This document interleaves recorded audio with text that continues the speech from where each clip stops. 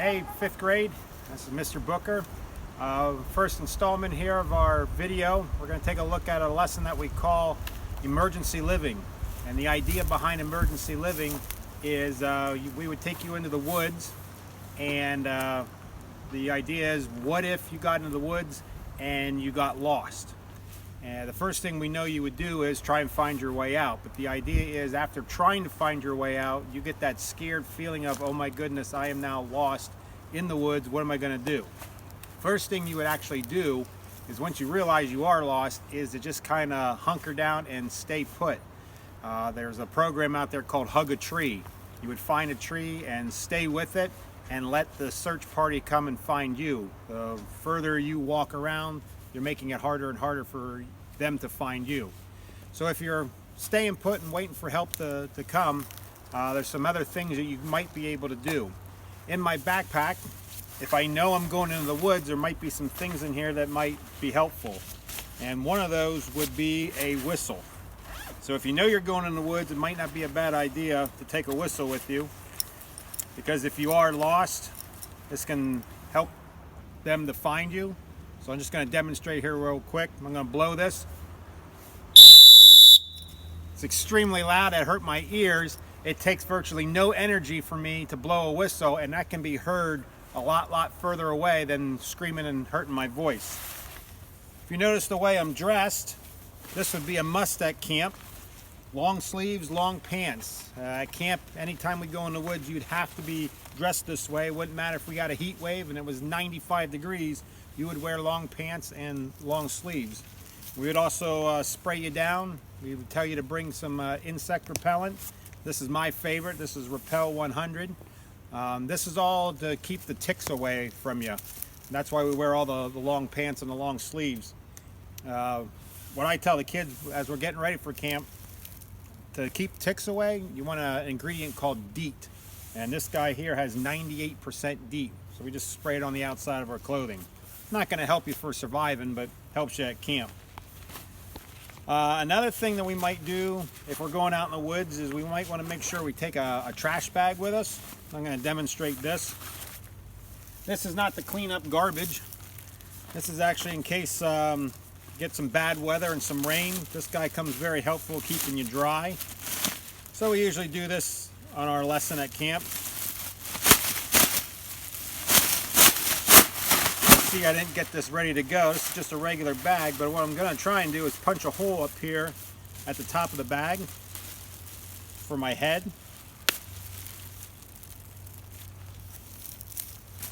And it's going to kind of look funny, but I'm going to put this over my head.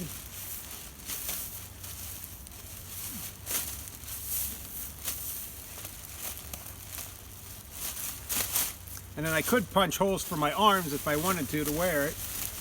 I'm actually just going to try and put this on me.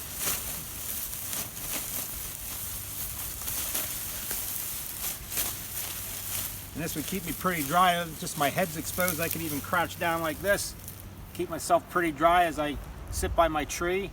And I can already feel my body heat warming this up already. So this keep me pretty warm, pretty dry if it got really cold and really rainy out. And then the last thing we're going to work on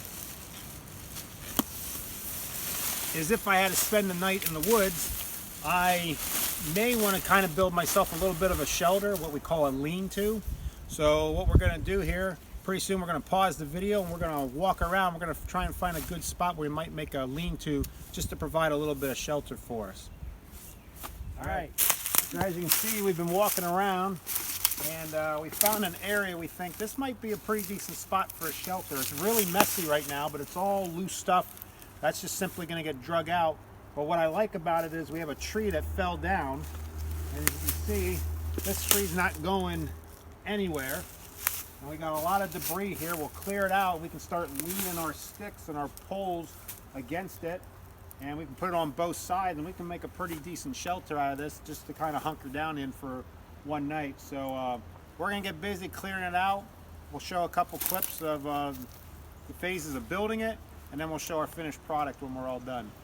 This is what we came up with. We cleared everything out. We're going to put some big logs here leaning into it, and our idea is we're going to enter in this direction. and we're going to keep just putting more and more stuff in here so we can hunker down into this corner. It should keep us pretty dry when we're all done. So the next video should show probably a more finished product. All right, here we go. That's kind of our finished product. Get a closer look at it here. Once we got all the sticks cleaned up, we were able to find a lot of bark, and we kind of put that on top. Now we'll keep it pretty dry, and we'll go around to our entrance, and you'll see my helpers that were here with me the whole time. Aaron and Grace waving. And we'll get a little good look up here inside. So that would do a pretty good job. It's not going to be waterproof by any means, but it'll keep a storm off of our heads. All right, hope you enjoyed emergency living. Hey, Priestley 5th grade. Another lesson we like to show you on the emergency living is how to build a fire. So if you were stranded out here, that might be something you might want to make. So first things first, if you don't have a pack of matches or a lighter with you, don't even bother collecting wood or any materials, because you're not going to have a fire then. The idea of rubbing 2 sticks together or taking 2 rocks and trying to create a spark, it's not going to work. I knew we were going to build a fire today, so I have a lighter with me. Next thing we want to focus on is location. We want an area that's relatively flat, and we want to try and keep it free from trees. So I found a spot here. There's a little bit of branches here, but not too much. So it should be pretty clear. That way when the sparks fly, we don't want to catch the tree on fire. And before we start building it, we got to clear out our area. So if you see here on the ground, we got lots of leaves and debris. So we're going to take some time. We're just going to take our foot and we're going to clear this all out to make it just kind of dirt. So that's going to actually be my first step. And then we're going to go to we found a stream with a lot of rocks by it, and we're going to build a ring of rock to protect our fire. So we'll be back shortly after I clear this all out. All right, as you can see, we cleared out our area. We found some rocks by the stream here, so we built our fire pit. Not only did we clean the inside of the pit, but we also cleaned right outside the pit as well. We want to get all this debris out of the way in case a spark flies up in the air. We don't want it to land on a leaf that'll easily catch on fire. So now that fire pit is built, the next thing we're going to do now is we're going to venture around the woods and we're going to look for some sticks to burn. But there's 3 types of sticks that we need to find. So we come over here, we'll take a look. First thing we need to find is something called tinder. A tinder is going to be your really, really small stuff. I'll bring this up so you can see here. Real small, tiny things that'll snap and real dry. We can also use leaves, dry leaves, and we're going to make a huge pile of this tinder. It's going to catch on fire easily, but it doesn't last real long, so we need a ton of it. Once we get that lit, we're then going to move into our kindling. Kindling sticks about, that thick, usually thinner than your pinky. It should be easily broken. You can hear it snap. It's dry, it's dead. So we're going to find tons of that. So the tinder will catch on fire, which will catch this on fire. Once we get this burning, then we're ready for fuel. And fuel will have different sizes. We'll start trying to get this burnt. Again, this should be dry, easily break in pieces. Okay, you can hear it snap, that's dry. And eventually we'll get thicker and thicker, where we can actually start burning something like this. But this is the last stage. We get this going, this will burn nice and long time for us. So when we come back, we're going to have a bunch of pile of this stuff, and we're going to try and build a fire. All right, so I'm not quite ready to light it yet. Just want to give you a visual of what I'm trying to make here. This is kind of like your teepee build. There's different ways to make a fire. This is one that's kind of my favorite one because it allows air to circulate underneath, and fire needs oxygen in order to burn. So usually the idea and the mistake people make is they build it, try and light it, it doesn't catch, and then it just kind of crumbles on you. So I'm going to actually, this is the idea as it burns, that's what I'm going to try and do, is try and build it up that way. But I'm actually going to take it apart, get some more tinder in there, and then try and build it as it's burning. So next time we do the video, hopefully we'll have some fire. All right, so it looks like the tinder's starting to light. We can keep it going. Got lots of leaves, lots of small sticks. I got my lighter. Key is to get these sticks to catch. And get the sticks to catch on fire. It'll keep going. So far, so good.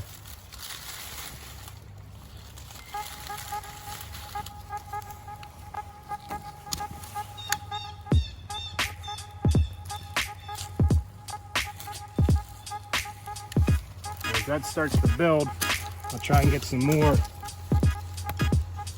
And we'll our kindling going here. I'm just kind of trying to lean it up there so it still gets its oxygen and still burns.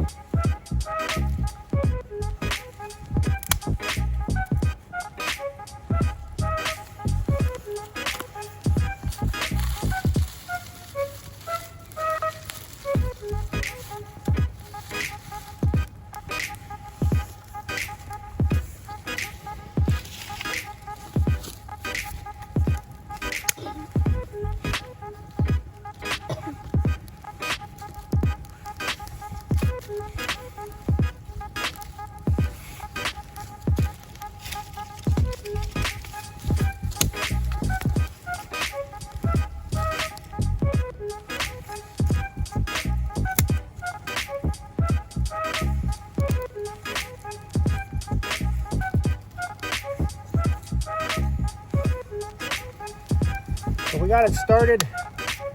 Hopefully it doesn't go out on us. We'll come back if it gets a little bigger. So we got it built up pretty well.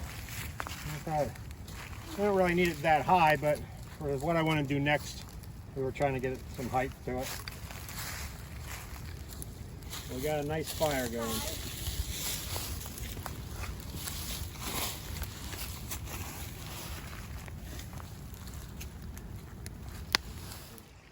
All right, so we are at the conclusion of our emergency living. We had this fire going and we're ready to leave, so we don't want to just walk away from this fire. If everything stays the way it is, it'll eventually go out on its own, but that's pretty risky in the middle of the woods. So we want to put it out.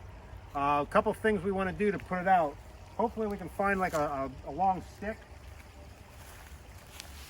And we want to start to separate it a little bit, take some of its fuel and energy away.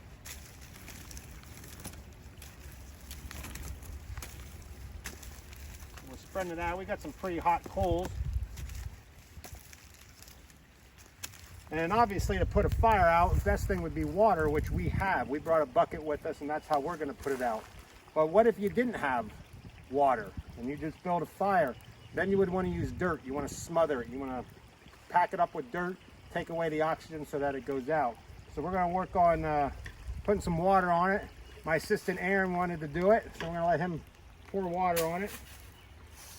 Not one big splash, right? Just kind of try and hose it down.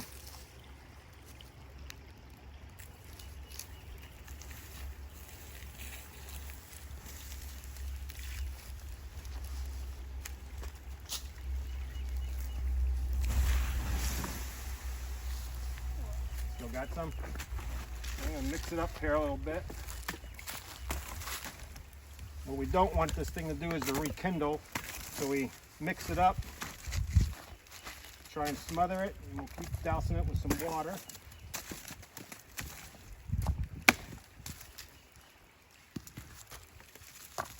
We got some more here.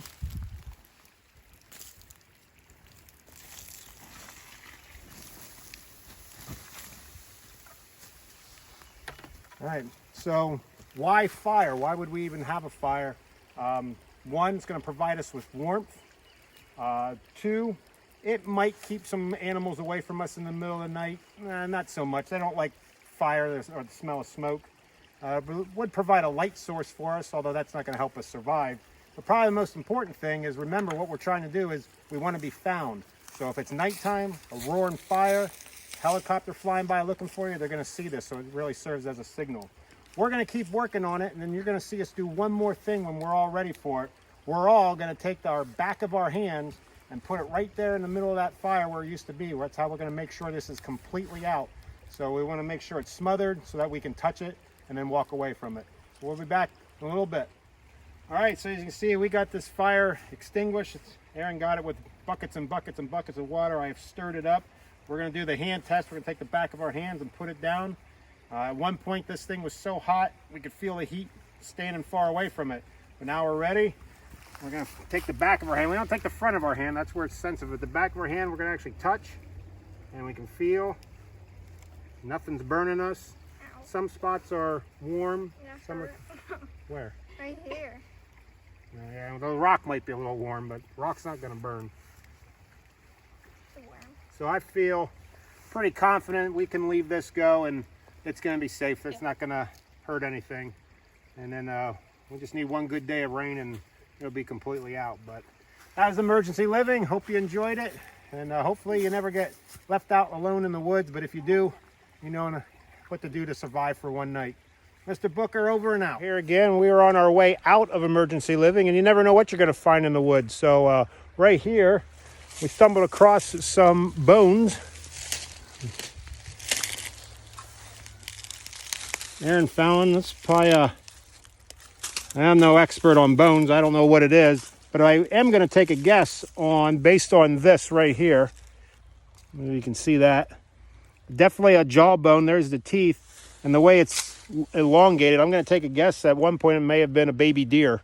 We have a lot of deer roaming around our backyard and in the woods here, so that would be my guess, that this is a dead deer that was picked clean from scavengers. Aaron found another part here. It's a head. And it looks like part of a skull. So wasn't very big, but that would be my guess, a dead deer. All right.